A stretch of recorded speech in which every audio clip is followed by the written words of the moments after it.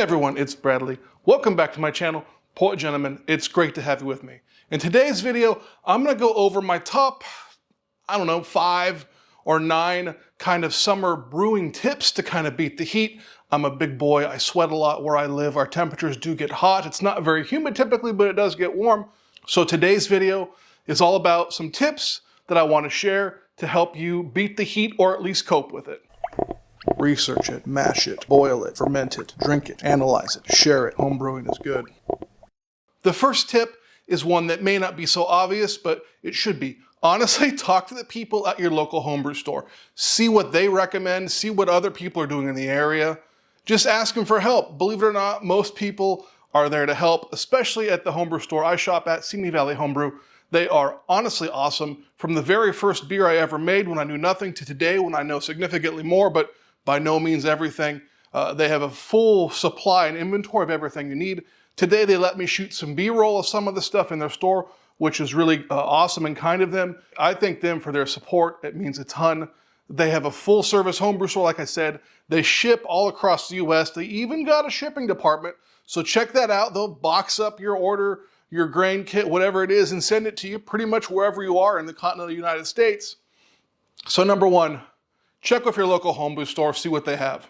All right, the next one is really kind of cliche at this point. Everyone's doing it, everyone says it, but pressure fermentation.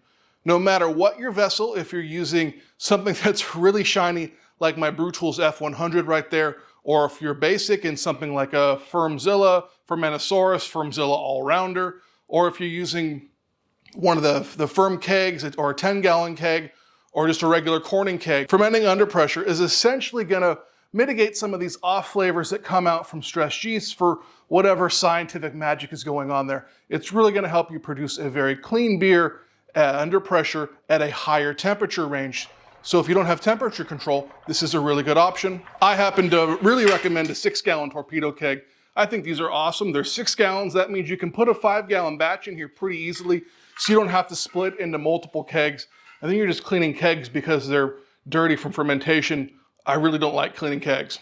Use a good chiller. However you're chilling, use a good chiller. My personal experience with plate chillers hasn't been great. Chillers that I recommend are counterflow chillers and the jaded immersion chiller. The jaded immersion chiller is a big step up from a regular immersion chiller. I have a video on it, check that out, where I've used it and talk about it a little bit.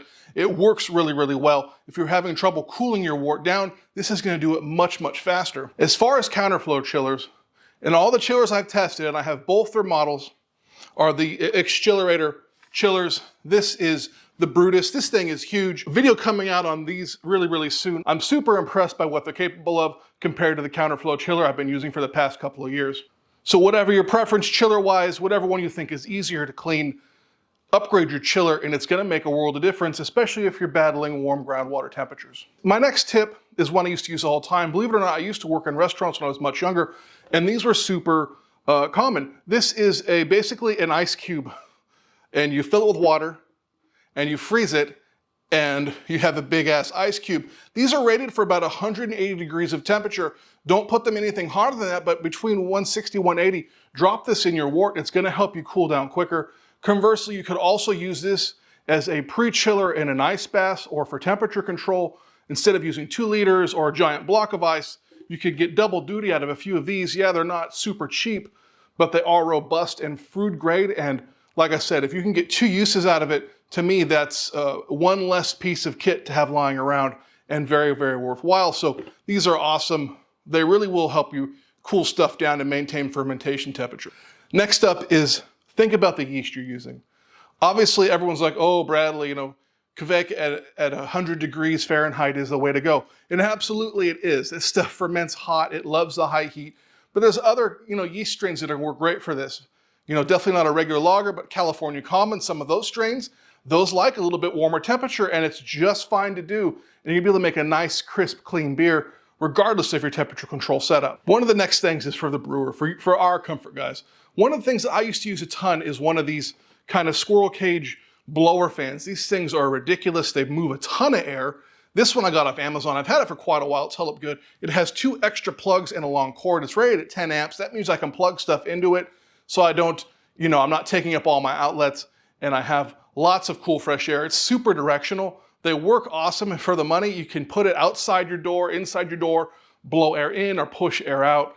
It's a really, really good solution just to get a nice, cool spot if you're trying to brew in like 110-degree heat. Trust me, you really will really like it. It's good. If you'd like to learn even more about homebrewing and homebrewing equipment, I would really appreciate it if you would subscribe and brew along with me. One of the biggest deals is a glycol chiller or some sort of temperature control. Again, you can maintain control with rotating ice in an ice bath or the cooling stick like I showed just a moment ago. But a glycol chiller is really going to help you step up your game. If you have the budget for it, buying one commercially is definitely the way to go. My first chiller was a DIY one I made myself. I got a cooler for a fish tank and some pumps and an ice chest, and it did the job pretty well. Didn't quite have the horsepower or grunt or BTUs I was looking for, but it absolutely worked, and I really recommend if you have the coin to check it out. I also have this one last item is a tip, and it's going to be useful for anyone with a glycol chiller, and that is these reusable ice cubes. These are absolutely awesome for your glycol chiller. I've not seen anyone yet use them or talk about it. I'm not sure why I came up with it or how I thought it up, but this is a reusable ice cube. They come in packs of 60. I honestly recommend at least 180. That's 3 packs. They're pretty inexpensive, 12 bucks for 60 of them. And what this does is it increases basically the thermal mass. Think of it as like a bank of ice that's going to sit in your glycol chiller. Remember, you don't want to dilute your chiller with ice, but if you put these in there, they're going to freeze and then thaw out. You already cold crashed your beer, you need to crash another one. This will give you that little bit of extra capacity or breathing room within your chiller. If you have a chiller that needs it, and not all of them do, but a couple that I have definitely do. And these will honestly really help your chiller's efficiency out quite a bit. It will be improved drastically. I can't stress that enough. I wouldn't use these regularly. I would just use ice if you didn't care about mixing it, because they do not cool quite as efficiently as straight ice cubes. The plastic insulates and whatnot. Thank you so much for making it this far in the video. I've never made a video like this before. I figured I'd give it a try to see if I could jump into the pool with everyone else and what they're doing to beat the heat. So that's what I would do. Thank you so much for watching. Home brewing is good, and I'll see you real soon.